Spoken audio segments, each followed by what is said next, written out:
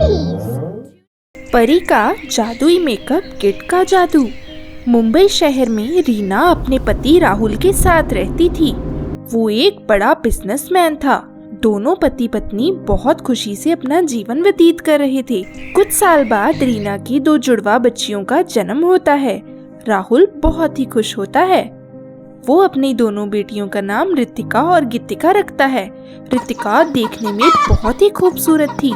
उसका रंग काफी गोरा था और गीतिका का रंग काला था। पर राहुल अपनी दोनों बेटियों से बहुत प्यार करता था। रीना को सिर्फ अपनी बड़ी बेटी रितिका से ही प्यार था।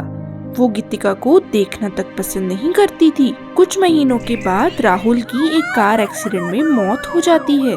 रीना अपनी बड़ी बेटी की परवरिश खुद करती है और गीतिका की देखभाल के लिए काम वाली को रखती है। ऐसे ही दिन बीतते जाते हैं। दोनों बहनें काफी बड़ी हो जाती हैं। रितिका घमंडी लड़की थी। गीतिका को क्या घर वाले क्या बाहर वाले सबके ताने सुनने को मिलते थे कि ये कैसी लड़की है। अरे इसकी शक्ल तो देखो, देखकर कोई भी डर जाए। रितिका अपनी बहन की ये बातें सुनकर काफी हंसती है। एक दिन गीतिका रितिका की ड्रेस उससे बिना पूछे पहन लेती है। रितिका अपने कमरे में आकर बहुत चिल्लाती है, ओ काली कलूटी, तूने मेरे कमरे में आकर मेरी ड्रेस कैसे पहन ली? तूने कभी अपनी शक्ल आईने में देखी है? तेरी हिम्मत कैसे हुई ये सब करने की? दीदी आप क्या कह रही हैं? मेरे पास कोई अच्छे कपड़े नहीं हैं। माँ ने मुझे कभी कुछ नहीं लेकर दिया। मैंने सोचा क्यों ना मैं तुम्हारे कपड़े पहन लेती हूँ। माँ माँ माँ, देखो ये गीतिका क्या कर रही है। क्या हुआ मेरी प्यारी बच्ची?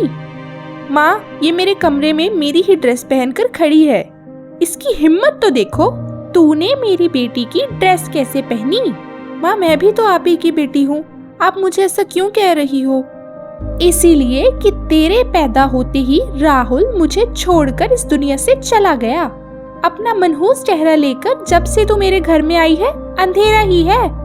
माँ आप मुझे पिताजी का कातिल क्यों कहती हैं? मेरे पैदा होने से आपको इतनी परेशानी थी? ऐसा गीतिका के कहते ही रीना को गुस्सा आता है। वो जोर से गीतिका की पिटाई कर देती है।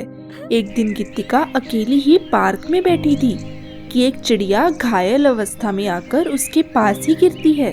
गीतिका उसे उठाकर अपने घर में ले आती है। रितिका कहती है, अरे ओ महारानी, तू ये समाज सेवा कब छोड़ेगी? इस गले सड़े पंछी को तू घर के अंदर क्यों ले आई है? इसे बाहर फेंक कर आ। मैं इसे कहीं नहीं फेंकूंगी, इसे ठीक करूंगी, ये खुद उड़कर चली जाएगी। गीतिका उस चिड़िया की अच्छे से मलहम पट्टी करती है और उसकी अच्छे से देखभाल करती है।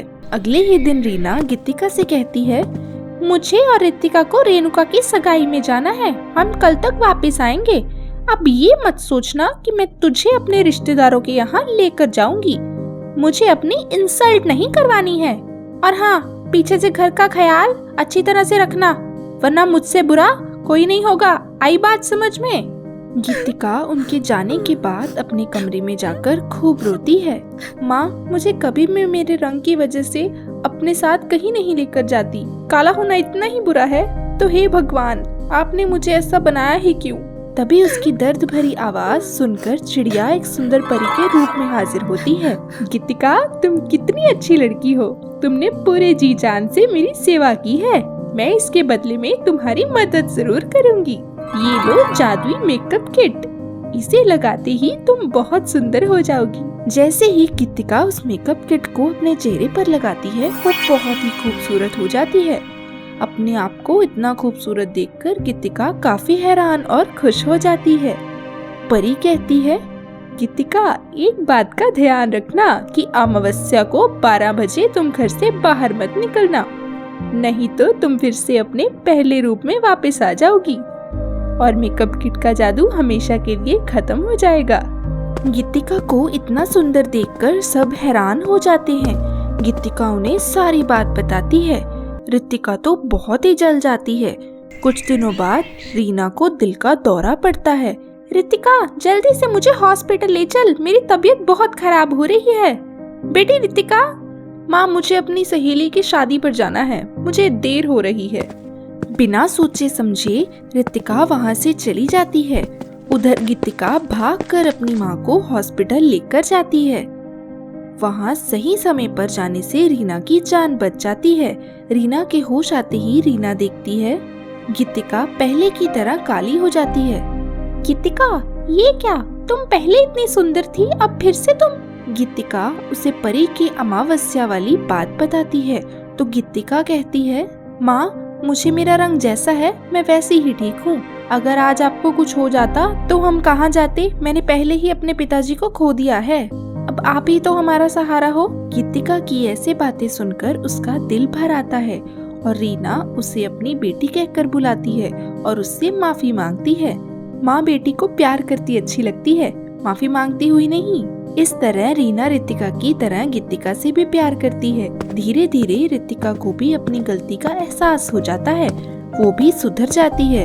इस तरह से तीनों बड़ी खुशी से रहते हैं।